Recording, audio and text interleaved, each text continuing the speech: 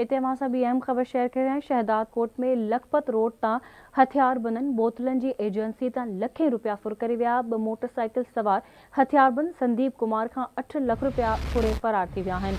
अहम ख़बर असां शेयर करे रहिया आहियूं। शहदाद कोट में लखपत रोड तां हथियारबंद बोतलन की एजेंसी तां लखें रुपया फुरे विया। 2 मोटरसाइकिल सवार हथियारबंद संदीप कुमार खां 8 लाख रुपया फुरे फरार थी विया आहिनि।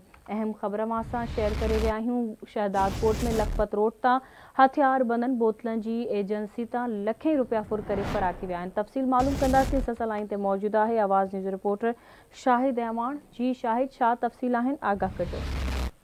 जी बिल्कुल, शहदाद कोट के लखपत रोड से आजमानी फाटक भरसा कायम बोतलन की एजेंसी का मोटरसाइकिल हथियार बंद दुकानदारन के यरगमाल बढ़ाए दुकानदार वटि पयल कैश 8 लाख खां वधीक रक़म फुर करे बाआसानी फरार थी विया आहिनि।